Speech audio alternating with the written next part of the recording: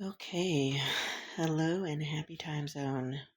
Um, Time for part 3 of these somewhat terrible conversation starters that I just noticed today are labeled 250 great conversation starters or something like that. Just some superlative that doesn't apply. Um, everything is relative.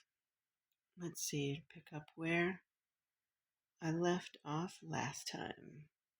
I was trying to make these 3 times a week and maybe a bonus one on the weekend if I felt like it, but that has just not been possible. I still can't escape the background noise, but I don't think you can hear it. Finding a place where no one else can hear me talk is complicated. Anyway, what do we got? Okay, there's the last one. How often do you curse, and what is your go-to string of curse words? Well, that is a grown-up PG-13, NC-17 kind of, depending on how many F-bombs are rated question. It depends how often. Sometimes I go through periods where everything is a swear. And just most of the 7 words you can't say on TV, which some of them I never say, but lots of F's. It's very satisfying. And it also is just very descriptive. I like to choose the word that has the best meaning for what I'm trying to convey. Sometimes that is a grown up word. Favorite go to string of curse words. I have some weird combination of swears that I've made up in my mind that will help me intensely express a situation to myself, usually displeasure. I don't say them out loud because they are really, really weird. Um, But yeah, really depends on my mood and who's around. Sometimes also I'm trying to turn people off, and people are easily turned off by the odd swear if it comes from a lady, and those people are weak-willed. So sometimes I curse on purpose a little extra, to suss out the situation. Next question. What trends did you follow when you were younger? I don't remember following any trends. I remember trying, but it didn't work out. What I remember was wearing 2 pairs of socks that were different colors and folding them in such a way that you could see both colors at the same time because my cousins were doing it. And they were really preppy and popular and lived in a different school district and whatever at the time. And I was like, well, that's, maybe I should be doing that, kind of feeling when you're a kid. You're like, oh, look at all this. People are doing all these things. Maybe I should be doing it, right? It seems normal.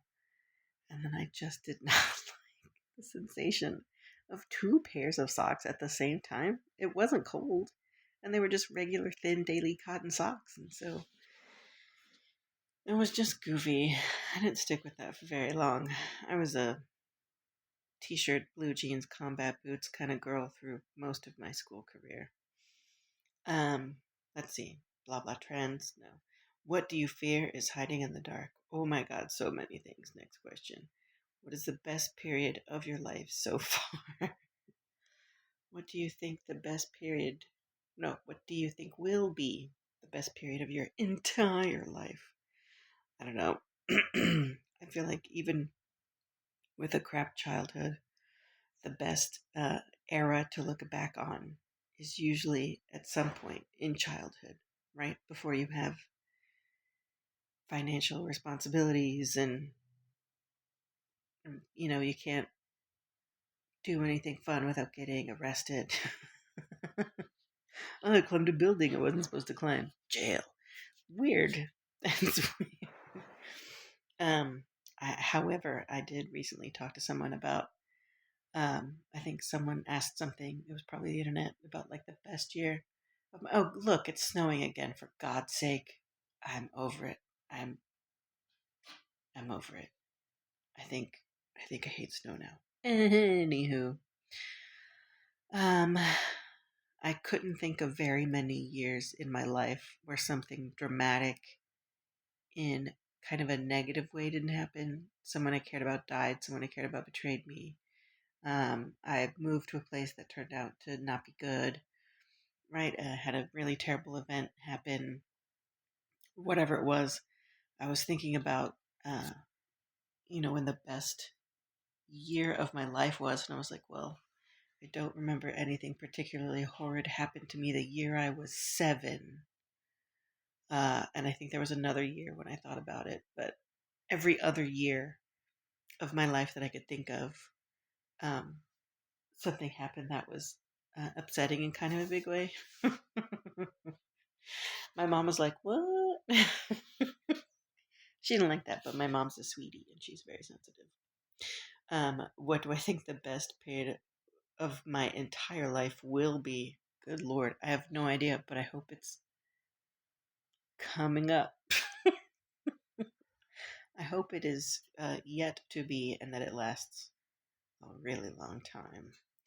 What do you do to improve your mood when you're in a bad mood? That completely depends on what kind of factors I can control.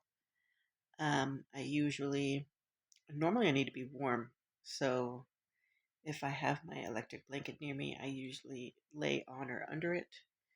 I'm in a bad mood to drink some dang water, for goodness sake. Coconut water's the best. Love coconut water.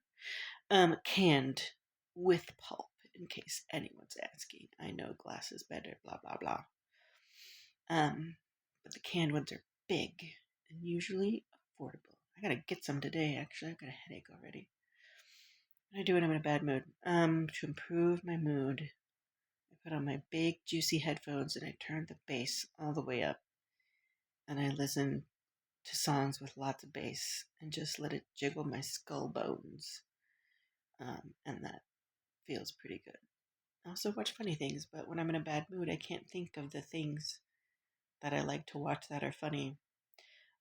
Lucky for me, there's a bunch of stupid cartoons out there in the world, and if I can just turn one of those on, invariably I will laugh at some shenaniganery, and that helps. Unless I'm around people I don't want to be around. It's a whole thing. What is the silliest fear you have? I don't have any silly fears. Another one about fear, but this one is more lighthearted. Everyone has fears that they know are irrational. Nope, I don't have any irrational fears. I'm afraid of sharks, and sometimes when I'm in a swimming pool and I'm swimming and I close my eyes, my brain will show me a picture of a shark behind me in that pool, which is mean. That's a really mean thing my brain does to me sometimes. It's not the only mean thing my brain does to me sometimes. And it's probably not the meanest thing that my brain does to me. Thanks, brain. Um, it's not a silly fear. I'm not afraid that there's a shark in the pool. I have a fear of sharks, and my brain uses that to be mean to me for its own entertainment. If you know, you know. What are some things you want to accomplish before you die? Oh my God, everything. I want to learn all the languages and go to all the places, and I want to see all the sunsets everywhere and all the sunrises everywhere. And I want to see the way the moon shines on the water everywhere. I want to see everyone's trees bloom all at the same time. I love those kinds of things. I want to see all those super blooms and the flowers and like Patagonia and stuff, and then the one in Death Valley. And I just want to do all that kind of stuff. That's a really silly question to ask me. I want to do everything. What is the best room in your house and why? I don't have a house. Not just like I'm not a homeowner, but I live in a different place every, on average, 4 months? 3, 4. We'll call it 4. So, fun fact, I do not have my own room. And most of the time, I am not sleeping in a room by myself. So, the best room in a house, usually you try to make the living room the coziest room. But the kitchen is where everyone always gravitates. It's just the magic of kitchens. Everybody wants to stand in there and talk, even while stuff's going on. I was once at a dance party at somebody's house, a lot of times, swing dancing. And people were swing dancing in the kitchen, and the kitchen was not a big kitchen. And people were also standing around talking in the kitchen, but like there was so little space because you want to let the dancers dance that I was sitting up on a counter next to the microwave, talk to somebody who was sitting on the counter on the other side of the microwave. And that was a super fun time. Um, kitchens are the best rooms in houses. That's what you're asking. Who is someone popular now that you really like? Why do you like them so much? I don't like liking popular people, but Pedro Pascal is top tier. Everyone loves that dude. It's a little bit boring sometimes, but I think he's fun and he seems like a sweetie pie. Where is the best place to take a date? That depends on the date. You gotta know. If you don't know the person, it's very awkward. If you know the person a little bit, you can really just pick general, just kind of vague, just every everybody understands, right? It's a public place that's well lit. But it gives you topics of conversation because sometimes it's hard to start conversations. So you got to have something to talk about when you're at the place on a date with someone, whether you know them or not. There has to be some kind of external stimuli. Blah, blah, blah, blah. Oh, and if you need date ideas, we have 200. I don't want to read 200 date ideas from the same people who made this idiotic list. Anyway, half idiotic maybe. What smell brings back great memories? That is difficult and weird. I'm not going to go into any further, but I will say the combination of hot asphalt and baking bread.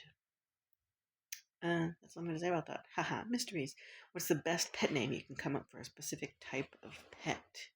Okay, so this is just like, hey, everybody, make up a silly name for a pet. This is more like a game than a conversation starter or getting to know you question. How often do you help others? Who do you help? How do you help? I feel like I've already answered this question before. Maybe I was just thinking about this question when I kind of skimmed this list.